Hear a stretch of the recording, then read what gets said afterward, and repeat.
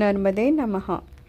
ఇక్కడ మనకి గంగామాతకి ఎలా అయితే మానవ రూపంలో వచ్చి వివాహం జరిగిందో అలాగే నర్మదా అమ్మవారి వివాహం గురించి కూడా చెప్తున్నారు. రాజమేఖల్ అనే ఆయనకి ఆమె కూతురుగా వస్తారనమాట. ఒక కండిషన్ పెడతారనమాట, ఎవరైతే గులేబకావళి పువ్వులు తీసుకొస్తారో వాళ్ళకే నా కూతురినిచ్చి పెళ్లి చేస్తానని చెప్తారనమాట. అయితే చాలా కాలం తర్వాత సోనుభద్ర రాజు ఒక ఆయన తీసుకుని వస్తారు.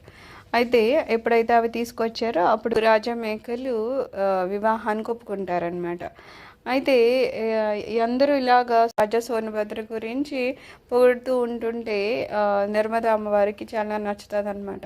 ఒకసారి ఆయన కలవాలని అనిపించి తను ఏం చేస్తుంది, తన దగ్గర ఒక జూయిలా అనే ఒక సఖి ఉంటుంది, ఆమెకి ఒక లేఖనిచ్చి పంపిస్తుంది అనమాట. వెళ్ళి నేను కలవాలనుకుంటున్నానని సోనభద్రకి చెప్పమని పంపిస్తుంది. పంపిస్తే ఈ జూయిలా ఏం చేస్తుంది అంటే ఊరికి నవ్వులాటకు అన్నట్టు ఈమె దగ్గర రాజకుమారి వస్త్రాలు ఆభరణాలు అవి కొన్ని తీసుకుంటుంది అనమాట. తీసుకొని ఎప్పుడైతే రాజా సోనభద్ర దగ్గరికి వెళ్ళిందో జూయిలా తను ఒక సగ్గినని చెప్పడం మానేసి తనే యువరాణిగా అంటే తనే నర్మదగా అక్కడ వెళ్ళి పరిచయం చేసుకుంటుంది అనమాట. అప్పుడు రాజా సోనభద్ర తనే నర్మద అనుకొని ఇంకా ఆమెతో ఉండడం ప్రారంభిస్తారు. అయితే చాలా కాలం అయిపోయింది, ఆమెను పంపించి వెనక్కి రావడం లేదని చెప్పేసి నర్మద ఒకరోజు రాజా సోనభద్ర దగ్గరికి కలవడానికి వెళ్తుంది. వెళ్ళేసరికి జూయిలాను సోనభద్ర ఒక చోట ఉండడం చూస్తుంది అనమాట. చూసి ఇంకా ఆమెకు చాలా బాధగా అనిపిస్తుంది. తను ఏం మాట్లాడకుండా మళ్ళీ వెనుతిరిగి ఇంటికి కూడా వెళ్లకుండా వ్యతిరేక దిశలో వెళ్ళిపోతుంది అనమాట.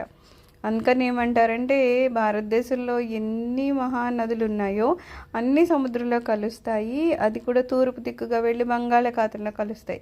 కానీ ఒక్క నర్మదా నది మాత్రము దానికి వ్యతిరేకంగా పశ్చిమ దిశలోకి వెళ్ళి అరబ్ సాగరంలో కలిసిపోతుంది అనమాట. అందుకని ఆమె ఇంకా వివాహం చేసుకోకూడదు అని డిసైడ్ అయిపోయి ఒక కన్యగానే మిగిలిపోయింది అంటారనమాట. ఇంకా చెప్పాలంటే ఏదో ఆ ప్రవాహంలో ఆమె బాధ కూడా మనకి తెలుస్తుందా అన్నట్టు ఉంటుంది అని చెప్తారన్నమాట. అలాగా నర్మదా మాతకు కూడా యాక్చువల్గా అయితే వివాహం జరగాల్సిందే, జరగకుండా ఆమె ఒక కన్యగా మిగిలిపోయిందని ఈ కథలో చెప్తారనమాట. సర్వం శ్రీమాతృ చరణారవిందార్పణమస్తు.